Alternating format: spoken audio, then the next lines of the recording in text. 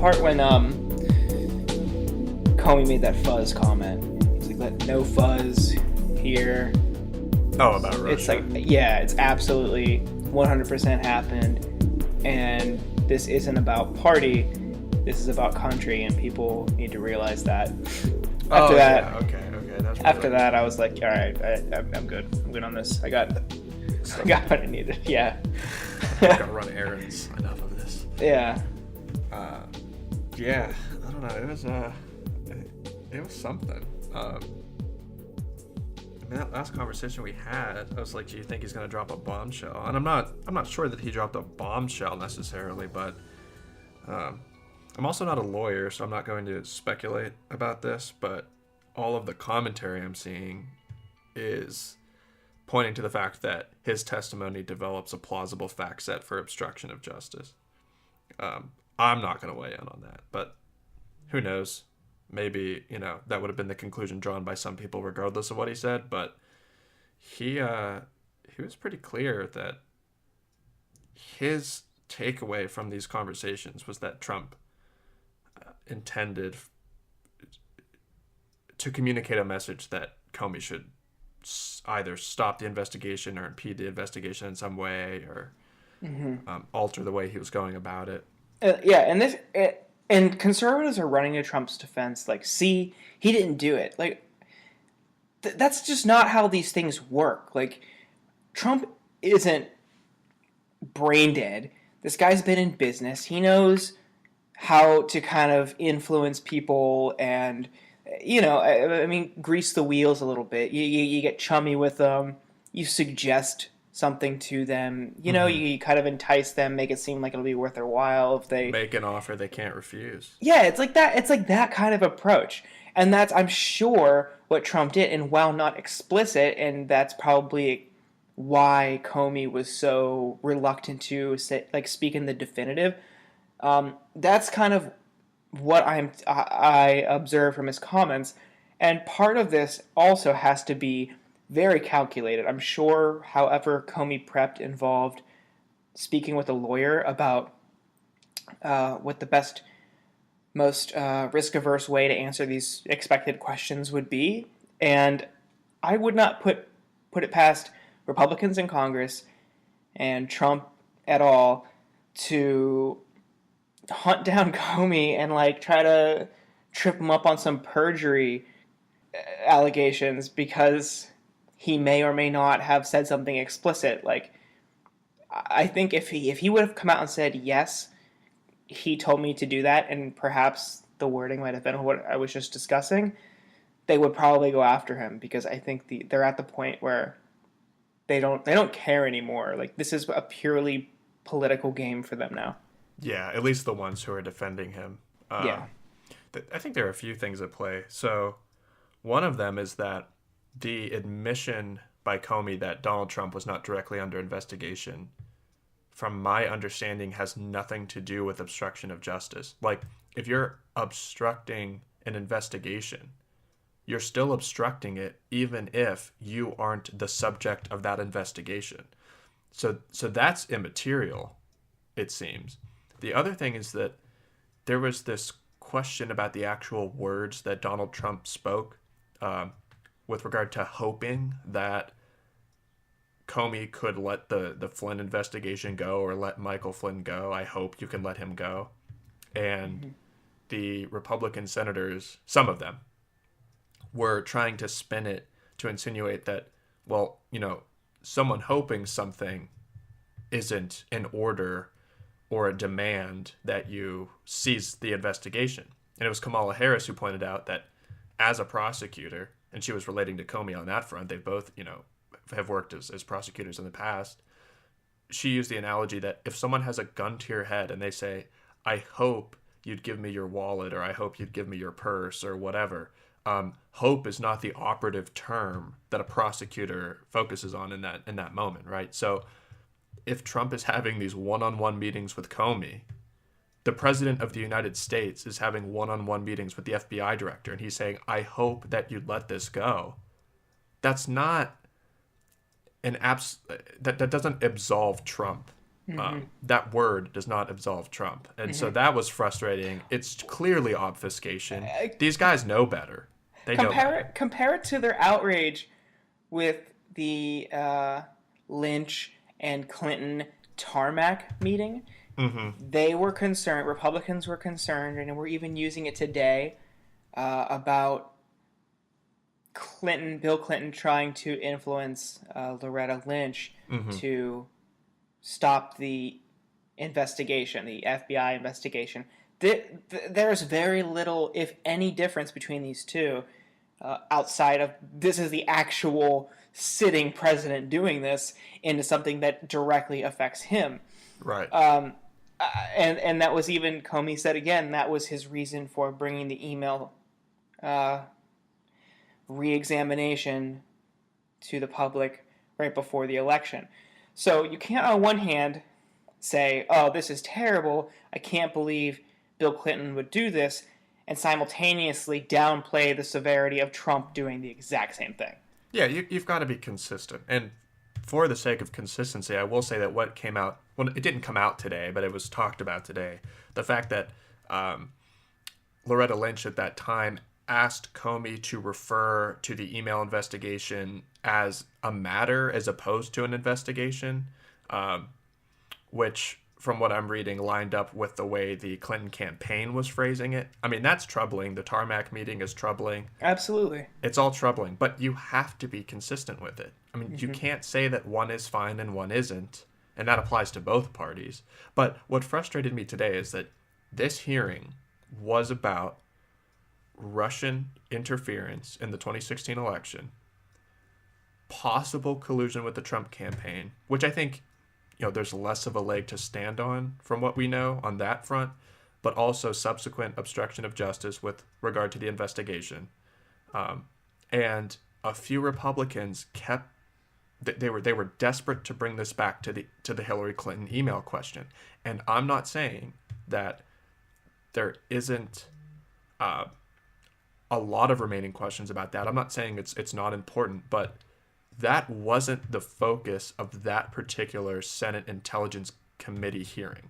That wasn't why Comey was there to testify. So to constantly redirect it back to that issue, I mean, it's clear partisan,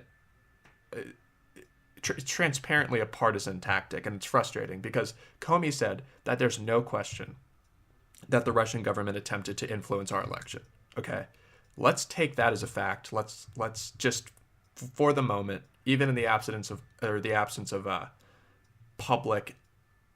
publicly available underlying intelligence, let's just take for granted that that's a fact, right? Why are we still playing partisan games on this issue? I'm at a loss. I'm totally at a loss that the move is to pivot to the email question again. Coherently or incoherently, as we saw today, but just making that maneuver, it's disenchanting to say the least. Yeah, so I guess that would be a good transition to McCain's I don't even know what to call it, faceplant, if you will. Babbling. Yeah, what happened salad. there? What was that? Well, at least in the minds of this member, there's a whole lot of questions remaining about what went on, particularly considering the fact that, as you mentioned, it's a, quote, big deal as to what went on during the campaign. So I'm glad you concluded that part of the investigation, but I think that the American people have a whole lot of questions out there, particularly since you just emphasized the role that Russia played. And obviously, she was a candidate for president at the time, so she was clearly involved in this whole situation where fake news, as you just described it, big deal, took place. You're going to have to help me out here. In other words, we're complete the investigation of anything that former Secretary Clinton had to do with the campaign is over, and we don't have to worry about it anymore?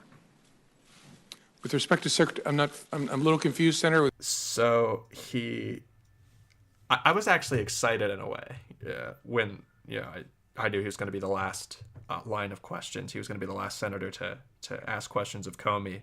And I was interested to see what he had to say, because even if it's only as a matter of appearances, McCain is seen to be this principled statesman who can put aside party for the sake of country.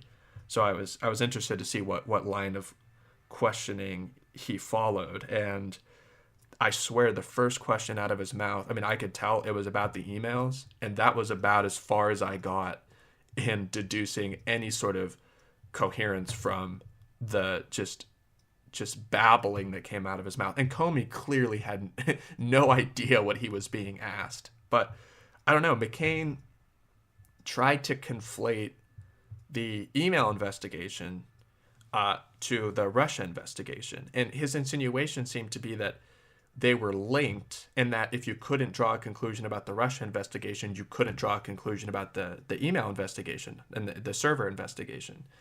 And I think it's evident to anybody who knows even a little about these issues that these are two completely different fact sets.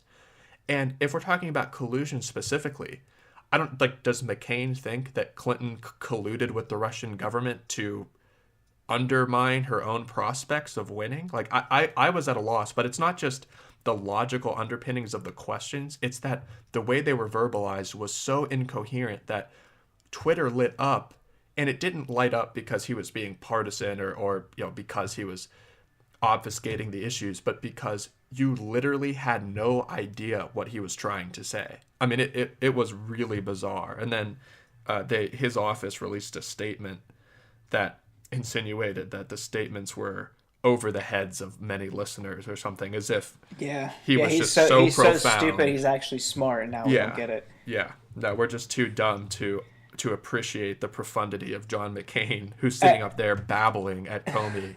And the excuse was like he sports too hard last night, right? He was watching too many sports. Yep, too many sports too long. Yeah, sports did too late into the night, and honestly, I think based on the statement, he was watching an Arizona Diamondbacks game, and I get it, you want to pander to your base, but like, I think that's a serious judgment issue. You got the NBA Finals on, and you're watching a regular season Diamondbacks game. Oh yeah, we can question your judgment right there. Yeah, this guy might be like he might be a traitor. Yep. I don't understand it on any level, honestly. It's like he wasn't even watching something good. He was oh god. I don't know. I don't know if what's worse, that or like staying up all night watching infomercials and then blaming like probably the biggest political event of the year on watching some regular season Diamondbacks game. He was up late watching Wheel of Fortune reruns. Yeah, it's like not even a good excuse. No, it's not. It's not. It was just bad. It was just bad all over. And he just got reelected too. Oh God. Senate terms are pretty long. So here's to hoping that he steps down or something. Or just that he just had a bad day. You know what I mean? That this isn't indicative of a pattern that's going to start to emerge. That he had a bad day. He, started off on the wrong foot and then just couldn't get his thoughts together. I mean, that's the hope, because 6 years is a long time. So, I don't know, but yeah, there's a lot of questions. Moving forward for sure. Even his age. He's 80 this year. I believe so. The national median age. And maybe this is like a year or two old, but it was 37. Like, and this is like, I think Congress typically tends to, it skews older, but I think this is just like a profound imbalance here, that it is just these crusty old white guys making decisions for the rest. Like, that guy I don't know, I just feel like that's a stamina issue. Very hard to determine, but perhaps any type of dementia, like early onset psychological condition or mental condition.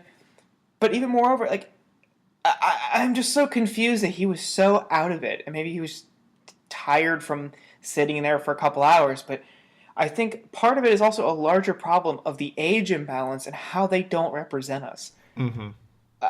It's mind-boggling. These same dopes get reelected for like decades, and they just become more and more out of touch and making these drastic decisions like where to bomb and who to kill next. Yeah, yeah. Well, young people don't vote, so that's Enough. Yeah, they don't vote. yeah, they Yeah. don't vote enough. Well, when we were talking earlier, I'm always hesitant because I think sometimes there's an inclination if an older congressman or politician generally has a moment like this, we immediately jump to not conclusions but to speculations about something like some onset of dementia or something. I want to give him the benefit of the doubt. And as a guy who was a strong supporter of Bernie Sanders in the Democratic primary, I also need to be careful about talking about the age of the people that I support. But I don't know. I hope that it was a one-off, and that the next time he's in a position to grill someone or ask questions or whatever it may be, that it's clear and to the point. Because I don't know what to say about his questioning today, other than it certainly was none of those things. Yeah. Yeah. But but this is just, I mean, and a lot of people are suggesting this is just the tip of the iceberg. I mean, this is a public hearing.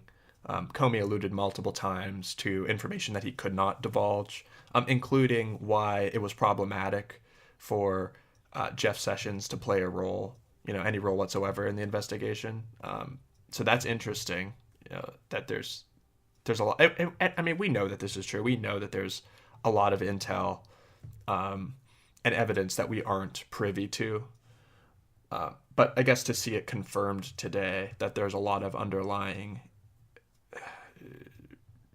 information, a lot of underlying stuff that we don't know about, to see it confirmed so clearly, it's really going to be interesting to see how this plays out moving forward. And the Trump defense team is already hard at work, smearing Comey and playing defense and that sort of thing. And their emphasis is on the fact that it was confirmed that Trump isn't directly under investigation, which again I think really misses the mark. I don't think that that's relevant as much as the question of whether or not he did something to impede an investigation. Generally, it doesn't need to be an investigation into him. You just generally impede an investigation. But of course, anyone who comes to the defense of Trump, like, that's not going to be the focus of what they say in public. So on that note, and this diversion, misinformation, deflection techniques, this is something that goes all the way up to the White House itself. And I just saw on the TV across the room just a second ago a transcript between a reporter and Sarah Huckabee Sanders, who is in the press shop in the White House. I don't know her exact title, but she's recently been handling more of the briefings because Spicer was just kind of spazzing out. Mm-hmm.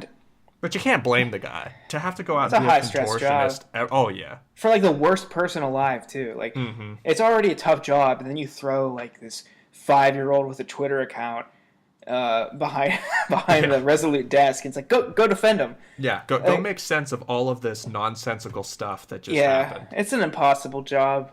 I think if it were someone else a little bit more level-headed, he wouldn't be this caricature of a person that he is now. But hey, he took the job, so we get to make fun of him. But Sarah Huckabee Sanders, there was this transcript, and it was like, they're asking about this, like the tapes thing that Trump tweeted out. Mm-hmm. And they were like, are there recording devices that would be capable of capturing this conversation? And she gave this like indignant, dumb, condescending answer, like, I don't know.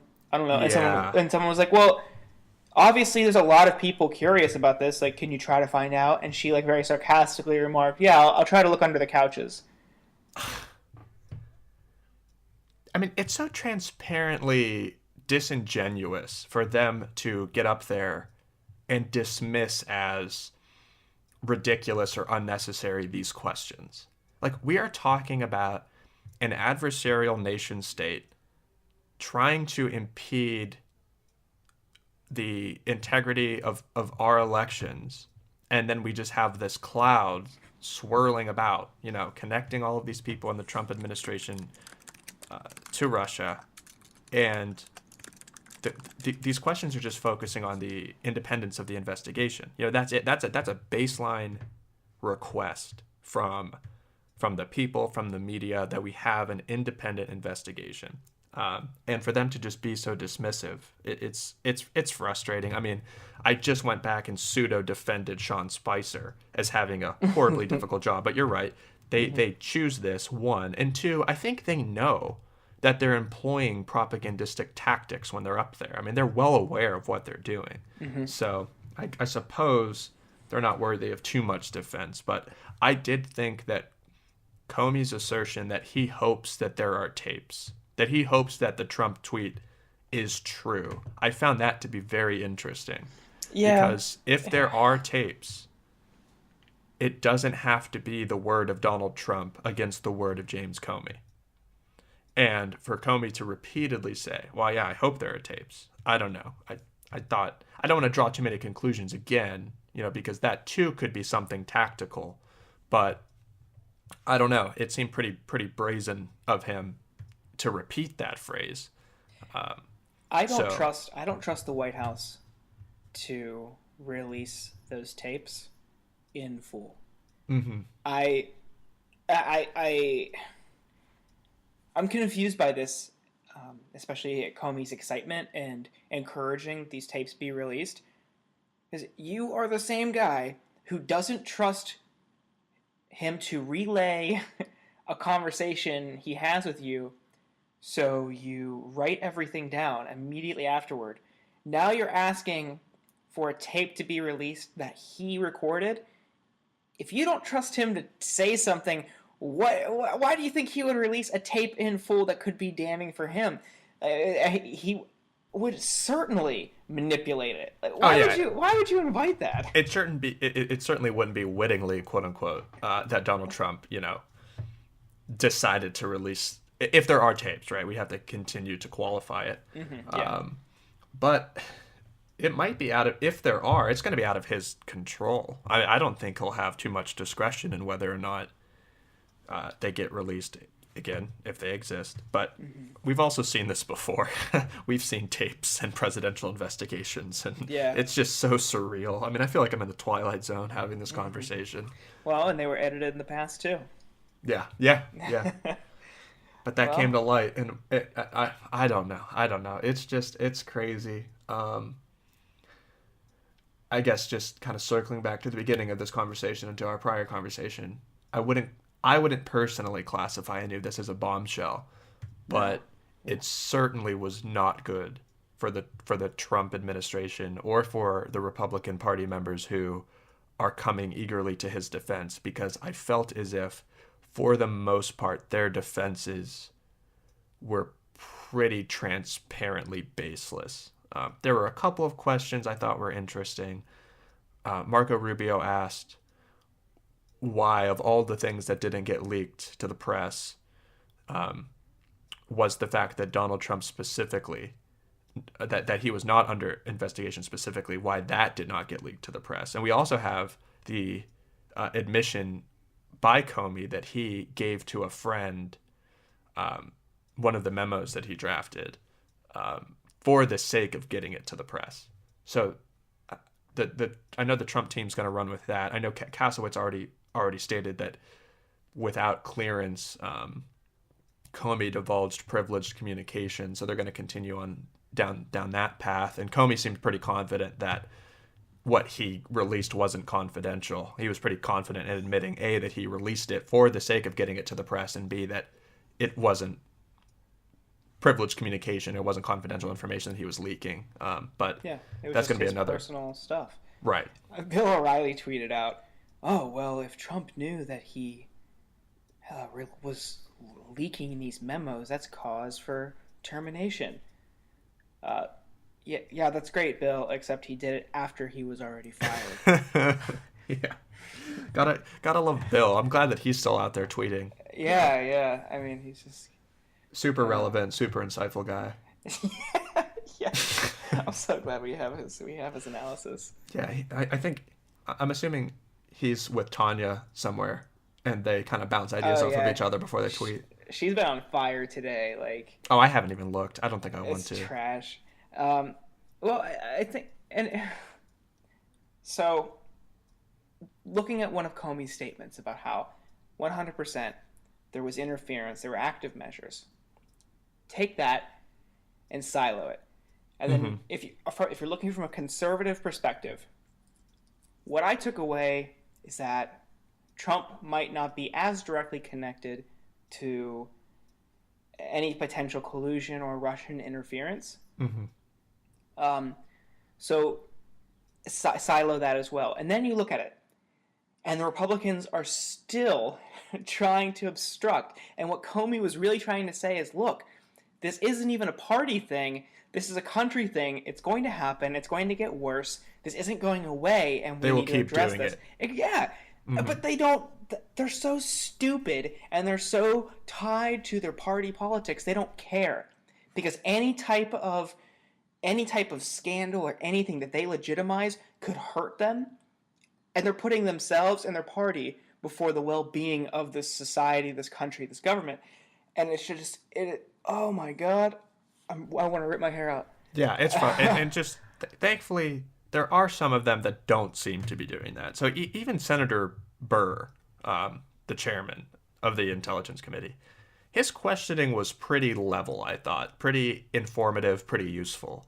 And he acknowledged after that there are more questions to be asked, more questions that need answering.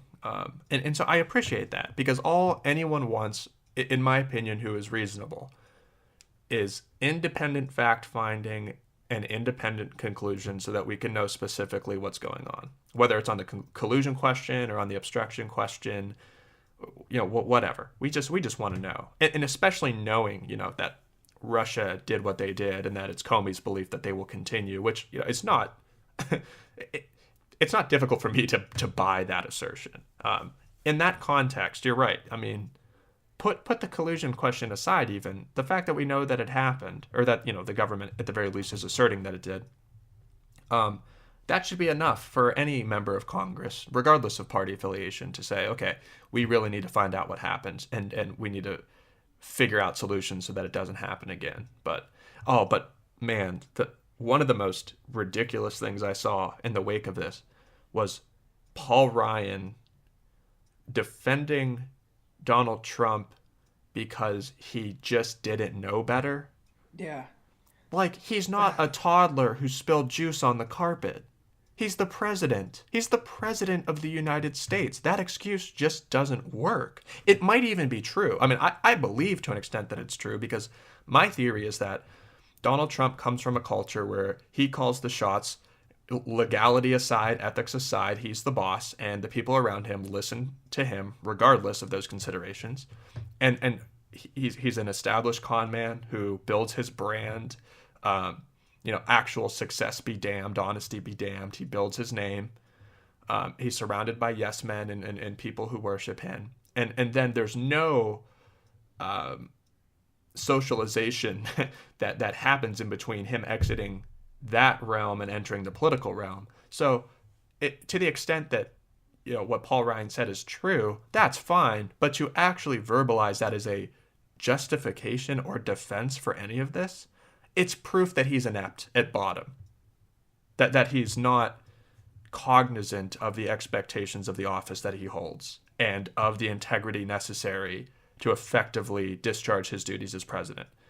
At that point, to verbalize a defense of, well, he just didn't know better. I mean, come on.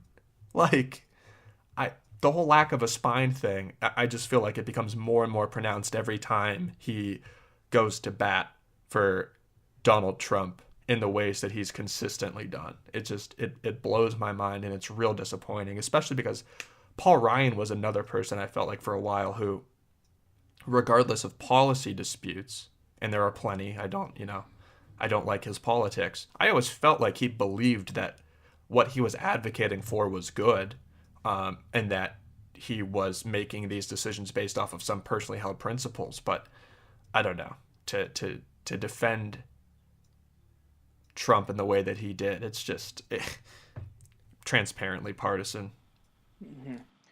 And where is this type of sympathy and empathy from conservatives when it's, say, Hillary on the other side or somebody else?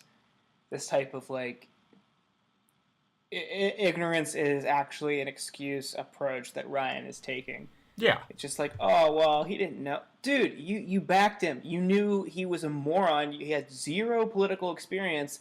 He was a monster. You distanced himself from the comments, and you would just, like, a week later, throw your support back behind him. I think Paul Ryan is proving time and time again that he just has no spine. He doesn't have a leg to stand on. All of his previously espoused morals are actually just an entire, like, a sham.